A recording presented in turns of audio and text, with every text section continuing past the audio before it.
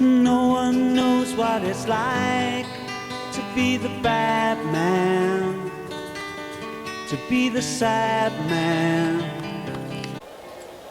Hey everybody, if you remember a while back I showed you this Fender bass 1971 amp that had bad caps, and I want to show you that I've replaced all the caps. I've got some Spragues in there and some FTs, and they've got the proper values.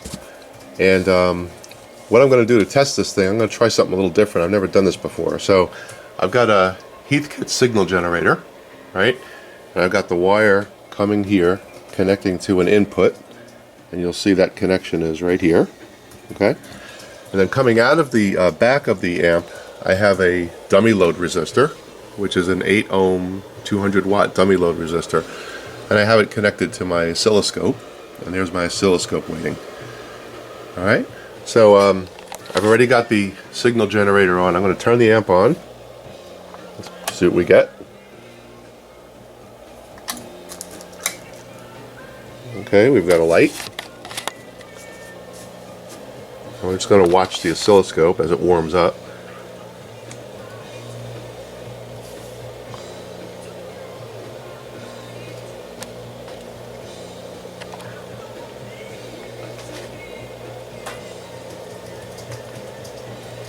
Now what you'll see here is I'm raising the volume right here. Okay? As I raise the volume, the signal goes up. There it is all the way at the top. I'm going to bring it down.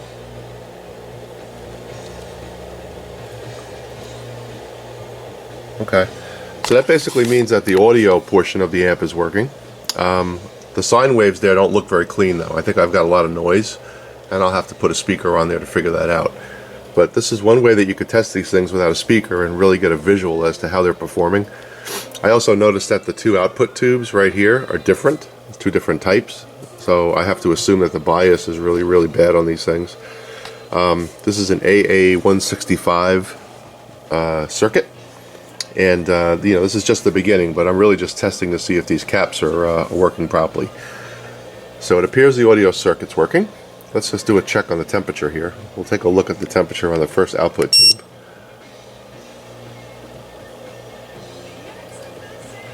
$285. Let's take a look at this one.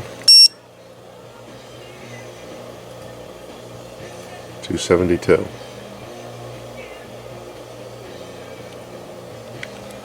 Transformer, 80 degrees, that's fine. Choke, 80 degrees. Output transformer, 80. Let's take a look at these caps. 85, 82, 90. Okay, no heat problems on this thing. So that's one way you can test these things, with a dummy load resistor and a signal generator, and you can watch the signal go up and down on the scope, and that tells you that at least things are working. When I get this done, I expect that this signal is going to be clean. It's a little choppy, as you can see right there. It should be a little more uniform than that.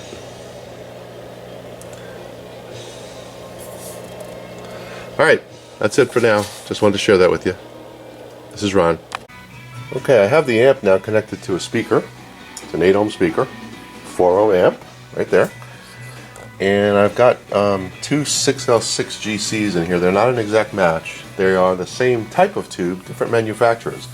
One's a Fender, right there, and one's a PV. But theoretically, they're the same tube.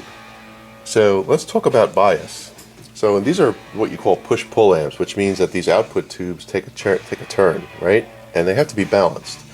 If one is too hot and one is too cold, your sound is not going to be right. So what you need to do is try to get the bias to be equal across these. All right. Now in these amps, there's only really one bias control for both tubes, so you kind of have to balance in the center. On this particular amp, that's the bias pot right there. And I have this little gadget connected here with a toggle switch which lets you go between tubes. So on the current tube, I'm reading 53.3. Let's flick the switch.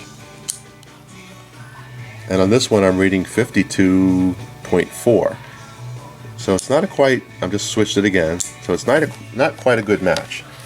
So I'm going to guess I have a spread of about 10 or so. So I'm going to try to go up about 52.7. Let's see what happens.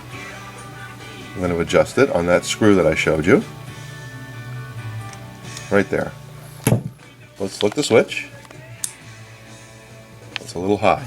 So we're going to bring that down to 52.9.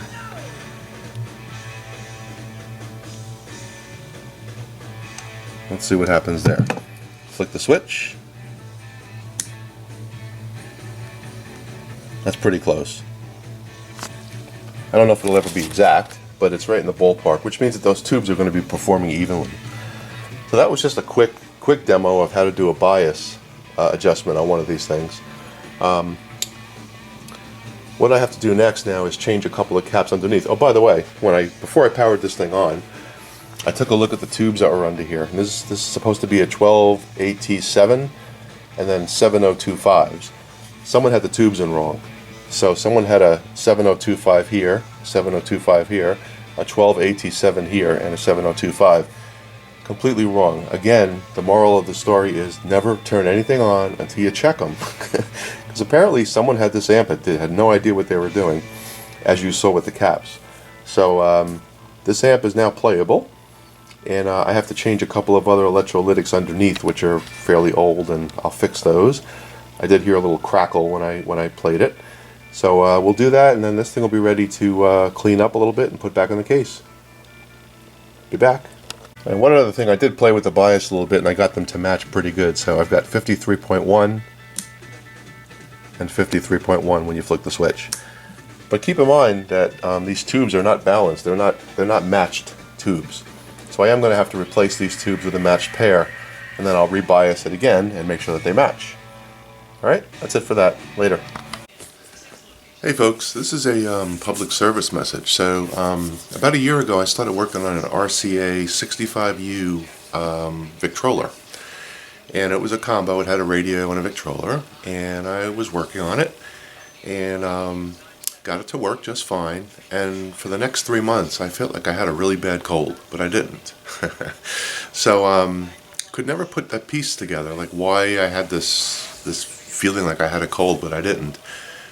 And then I thought about it and looked back and remembered when I was working on the radio, there was a yellow powder on the bottom of the turntable.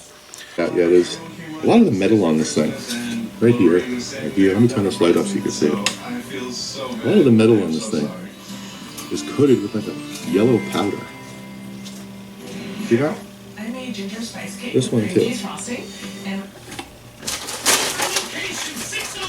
I don't know if it's a chemical reaction or what the powder is from, but it must be the type of metal it is and oxidation over the years. I don't really know.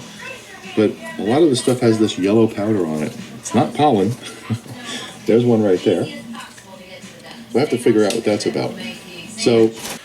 And did a little research and found out that this was cadmium sulfide, which is toxic.